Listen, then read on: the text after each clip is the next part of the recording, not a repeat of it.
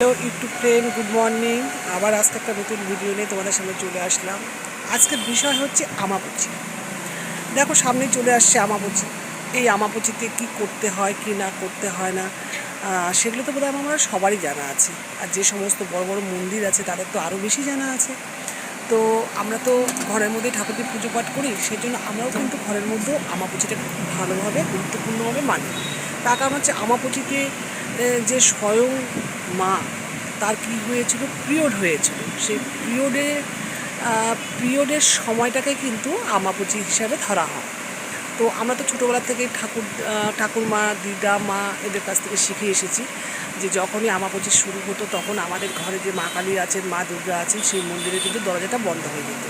তাহলে ঠাকুর কি অভুক্ত থাকবেন? কোনো মতেই না, ঠাকুর কিন্তু অভুক্ত থাকবেন না। তার জন্য কতগুলো অনেক রীতিনীতি আছে, সেই জিনিসগুলো আমাদের জানতে হবে। আমাদের আমাবুচির দিন কী হতো, ঘরের দরজা বন্ধ হয়ে যেত। আমরা কিন্তু এই ঘরের সামনেই মা কী করতেন, আমাবুচিকে ঠাকুরকে খেতে দিতেন, জল দিতেন, ধূপধুনা দিতেন দুবেলা। এবং আমাবুচির যে একটা বিশেষ বিশেষ প্রসাদ হয়, যে ঠাকুরকে দিতে হয়, সেগুলো হচ্ছে যেমন আম, কলা, কাঁচা দুধ, সাবু, এই সমস্ত জিনিস দিয়ে মাকে ভোগ দেওয়া হতো। এগুলোই কিন্তু পরবর্তীতে প্রসাদ হিসাবে সবাইকে দেওয়া হতো। তার কারণ হচ্ছে আমরা মার কাছে এবং ঠাকুমার কাছে শুনে এসেছি, আমাবুচির প্রসাদ খেলে নাকি সর্পদংশন থেকে মুক্তি পাওয়া যায়। তো বন্ধুরা, এই আমাবুচি নিয়ে এর পরেও আবার একটা ভিডিও করব। আজকে এখানেই রাখছি। তোমাদের ভালো লাগলে অবশ্যই একটা লাইক কমেন্ট করবে। এবং